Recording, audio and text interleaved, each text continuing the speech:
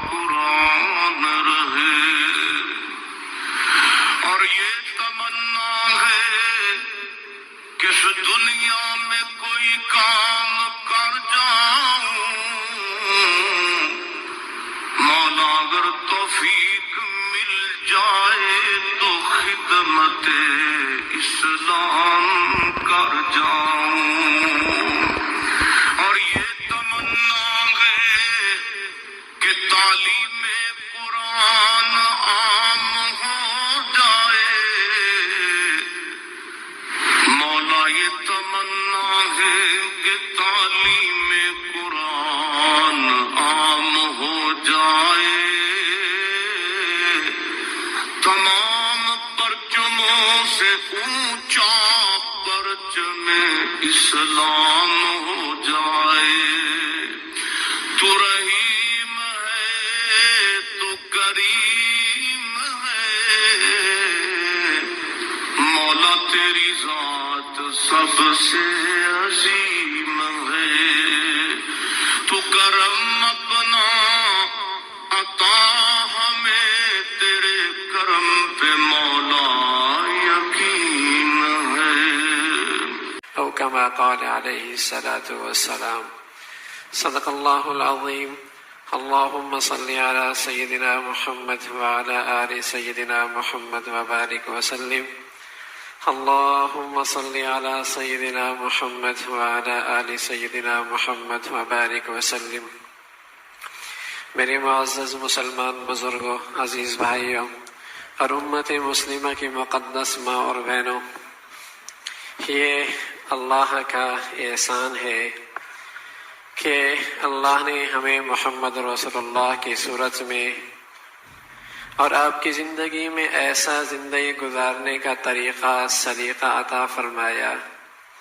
کہ زندگی کی ہر گھڑی میں، ہر مشکل میں، ہر پریشانی میں، ہر دکھ میں، ہر تکلیف میں کوئی نسخہ شفا، نجات کا راستہ، عافیت کا راستہ، رکاوٹیں دور ہونے کی کوئی صورت اللہ کے رسول نے بتا دی ہے۔ انسانی زندگی میں ایسا لگتا ہے قدم قدم پہ رکاوٹیں ہیں، بس اوقات سارے مادی اسباب بھی، کوشش بھی، توانائیاں بھی کر لیتا ہے، پھر بھی وہ رکاوٹ دور نہیں ہوتی۔ بس اوقات زندگی میں قدم قدم پہ مشکلات ہیں، اور زندگی میں بس اوقات کوئی ایسی چیز اٹکی ہوئی ہے کہ نہ سکون لینے دیتی ہے، نہ راحت لینے دیتی ہے، نہ ادھر ہونے دیتی ہے، نہ ادھر ہونے دیتی ہے، بے چین ایک کانٹا بنا ہوا ہے زندگی کے اندر یہ چیز، نہ ادھر کے نہ ادھر کے۔ بہت سارے موقع ایسا ہوتا ہے کہ اپنی پوری صلاحیتیں لگا دیتا ہے، لیکن پھر بھی وہ کام نہیں بنتا، پھر بھی مسئلہ حل نہیں ہوتا۔ پریشانی، دکھ، رکاوٹیں یہ زندگی کا حصہ ہے، یہ آتی ہے، لیکن سبحان اللہ نبی علیہ الصلاۃ والسلام نے ایک نسخہ عطا فرمایا ہے کہ مسلمانوں، ایک کافر کی زندگی کا انداز ہے کہ اس کی زندگی میں مسائل کھڑے ہوتے ہیں، ایک اس کا انداز ہے ان کے مسائل حل کرنے کا۔ کافر کی زندگی کے اندر بھی پریشانیاں آتی، ایک اس کا طریقہ ان پریشانیوں سے نجات حاصل کرنے کا۔ کافر کی زندگی کے اندر بھی آزمائش اور مصائب اور رکاوٹیں آتی ہیں، ایک ہے اس کی صورت وہاں سے نکلنے کی۔ اور ایک مسلمان کی زندگی میں کوئی پریشانی آئے، کوئی رکاوٹ کھڑی ہو، کوئی کام نہیں بن رہا، کوئی حاجت درپیش ہے، کوئی مسئلہ درپیش ہے جو اس کی زندگی کا مسئلہ بنا ہوا ہے، تو اللہ کے رسول صلی اللہ علیہ وسلم نے اپنی امت کو بتایا کہ تم اس مسئلے سے یوں نکلو۔ اسباب تم بھی اختیار کرتے ہو جیسے کافر اختیار کرتا ہے، دوائیں تم بھی لیتے ہو جیسے کافر لیتا ہے، ظاہری اسباب تم بھی اختیار کرتے ہو جیسے کافر کرتا ہے، تم تدبیریں تم بھی لگاتے ہو جیسے کافر کرتا ہے،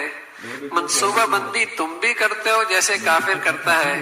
لیکن تمہارا طرز عمل اس کام کے حل میں، اس سے نجات پانے میں، اس مشکل کے دور کرنے میں تھوڑا سا جداگانہ ہے۔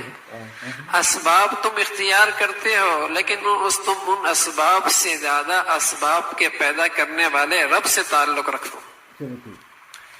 تمہارا سوچ اور تمہارا طرز عمل یہ بتا رہا ہو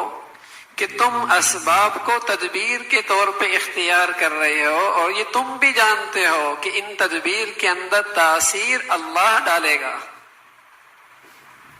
تاثیر اللہ ڈالے گا،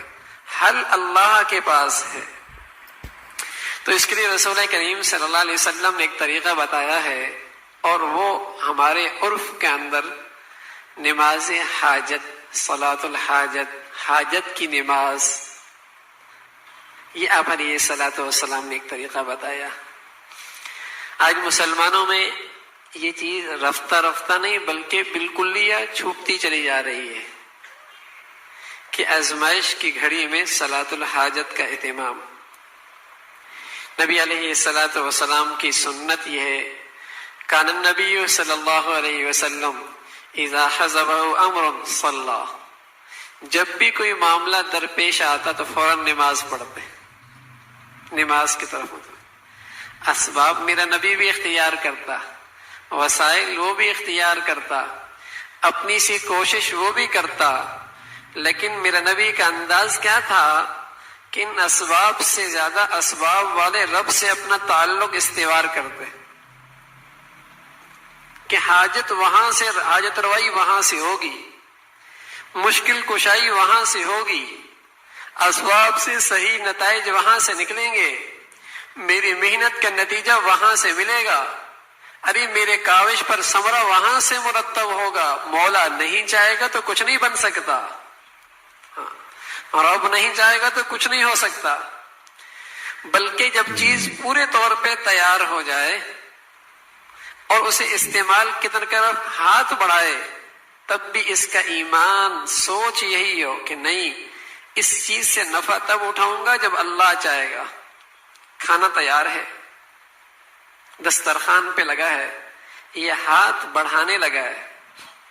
بظاہر کوئی رکاوٹ نہیں ہے، لیکن مسلمان کی سوچ یہ کہ نہیں، اگر اللہ نہیں چاہے گا تو میں اس کھانے سے استفادہ نہیں کر سکتا۔ اور زندگی میں ایسے دسیوں نمونے موجود ہیں کہ کھانا تیار، سب کچھ تیار، ایسی آفت آن پڑی کہ اس کھانے سے محروم ہو گیا، ایسی مشکل کھڑی ہو گئی کہ اس کھانے سے محروم ہو گیا، ایسی مصیبت آن پڑی کہ دسترخوان پہ بیٹھے پھر بھی کھانے سے محروم ہو گئے۔ اللہ ہے تو اللہ کے رسول صلی اللہ علیہ وسلم